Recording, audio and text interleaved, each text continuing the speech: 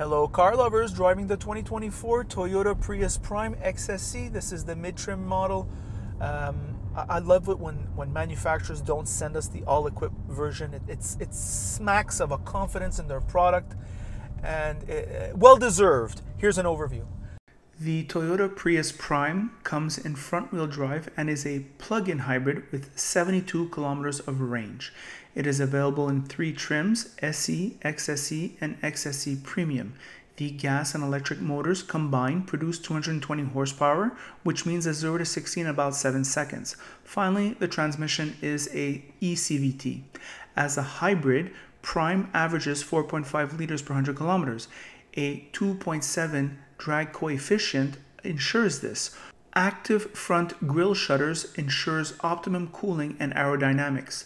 The cabin is much improved. Toyota's Safety Sense 3 is standard, which consists of dynamic cruise, blind spot monitor, and front cross traffic alert, to name a few. Wireless Apple CarPlay and Android Auto are standard. Pricing: SE $42,000-ish, XSE $47,000-ish, XSE Premium $51,000. Canada gives you a $5,000 EV rebate at the dealer. Quebec, alas, $2,500 in a very complicated mail-in process. So we're back. What to say about this vehicle? Well, this vehicle generates in me so much mixed emotion. All right. So on the one hand, this vehicle represents what I think is the audacity of Toyota. When this vehicle came out over 20 years ago, this was essentially no one serious took this car seriously. So it would be Hollywood stars arriving on the red carpet in their Prius. It would be movies where all of a sudden you're seeing this person who's living in a high-end neighborhood, but they're driving a Prius in some nameless, tasteless, odorless comedy, romantic comedy. They're all the same. This vehicle was at best a showcase of a technology that we were not quite sure what would be the outcome of this. When we would hit the brakes, the regenerative braking was not smooth. There were questions perhaps about the reliability, about the duration of the battery. It was fraught with pitfalls, right? And it appealed to a crowd of people who we could say in our modern time, a precursor to moralizers, less savory individuals, people who are judging you. And it was kind of like serious car people didn't even consider it. However, let me add another take on it. For me, the Prius has always represented it. I don't look at the marketing crap. I don't look at who drives these vehicles. I look at the vehicle. I'm going to judge it for what it's worth. And for me, the Prius has always represented Toyota's excellence in engineering. And for the last 20 years, that's what I felt. And that's what it is. And today, the results are there. The hybrid system of Toyota, can anyone deny that is the best system in the world? Can anyone deny, despite recent critiques of Toyota by people who have perhaps an agenda other than just excellence in automotive manufacturing, thought that this system would be, Toyota's on the wrong track? My goodness. Here we are, 2024, driving a Prime, driving a vehicle, the sister car of the Prius hybrid, which is, it's the excellence in engineering, right? This is what I find Toyota's Prime is coming to represent. There is a caveat though. Like I said, for the Prius hybrid, I was ready for this vehicle 5 years ago. And right now, I feel that the competition of the Toyota Prius Prime and hybrid comes from other Toyota vehicles. It's remarkable how there's a cannibalistic aspect within Toyota, within the Toyota ecosystem, right? And it's like, can anyone deny that the 2025 Toyota Camry hybrid is if you're going to go buy a Toyota that has a hybrid, I mean, and you're going to be getting something that's not a crossover, that's the car to get. So that's interesting, isn't it? Focus on this vehicle. Versus the previous generation, this vehicle is a giant leap forward, an incredible leap forward. The exterior styling is, without a doubt, leaps and bounds above what it was. I think from certain angles, it's very beautiful. From other angles, it's okay. I think Ross likes it more than I do, and I like it. So it's the buyer that chooses, right? On that aspect, looks are always subjective. But I think, objectively speaking, it's on balance good looking. This styling leads to serious constraints on the inside. Interior space is something that a lot of buyers want, which is why we've seen the rise of the crossover, right? People want more space. And why not? We're more comfortable. It's more convenient. When we're dragging people in back, they're more comfortable. When we have things to drag, it's more convenient. Prius attempts this. We do have a hatchback. The seats do go down. However, there's very little. It's probably one of the more impractical hatchbacks I have ever seen. That's number one. Number two, there's an incredible sense of being confined here. All right? Sitting in back, same thing. The visibility sucks the bag. I mean, the front visibility is redonkulous, right? I have my GoPro set up very high, and it's almost hitting the steering wheel. I mean, it's just difficult. Now, this is compounded by the fact that I'm 5'9". This is the average height of men, I think, in the world, or at least in North America, and I'm sitting at what could be considered a reasonable seat height. I can't see my digital dash. I can't see it. Now, if I want to see it, this is what I have to do. Look, I'm raising the seat.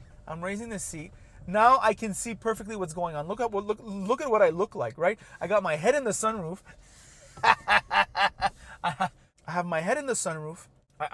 There's even more of a visibility issue now, looking out front, looking towards the side. I mean, it's ridiculous, right? So I'm going to bring this back down to not feel like a total chump. And now I can't see what's going on with the speed.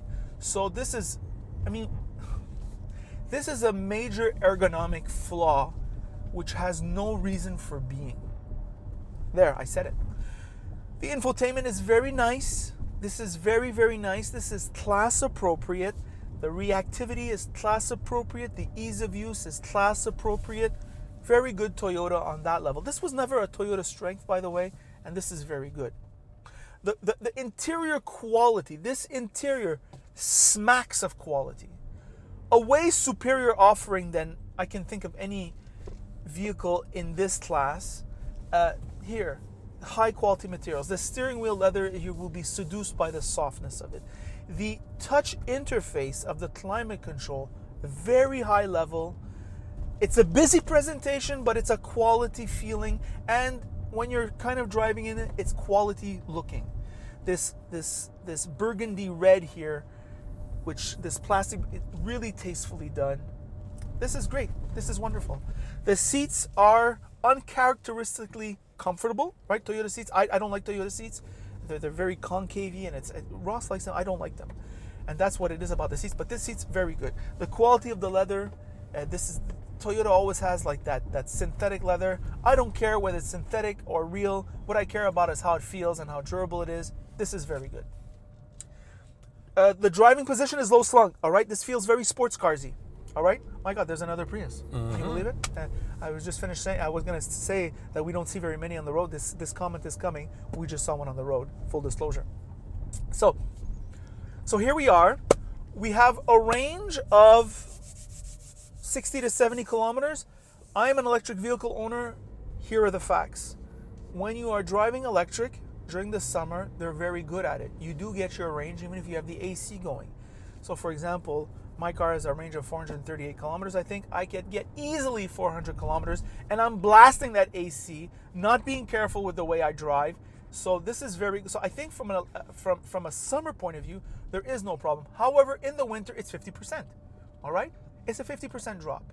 Sometimes it can be maybe a 40% drop if it's not a cold day, but what it really is realistically, think 50%.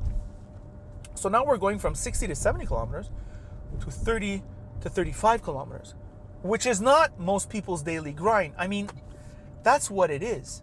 All right? And especially if you're stuck in traffic and that heating's going, and the heated seats are going, because I know some electric drivers saying, "Oh, Christopher, I don't get 50%." Yeah, but they're freezing in the cabin. They've only had the heated seats working. They're a bunch of chumps, right? I mean, I don't want to hear those people. That's not how regular people drive. We're talking about realistic driving range. It's 50%.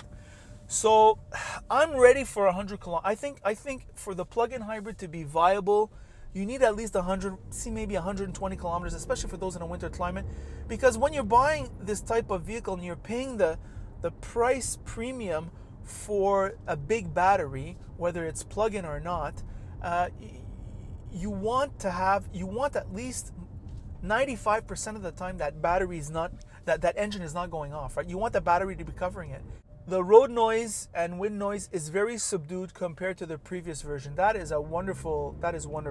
All right, so now we've reached 2024 levels of what vehicles with 45 will cost 45, 50,000 should sound like on the inside on the highway.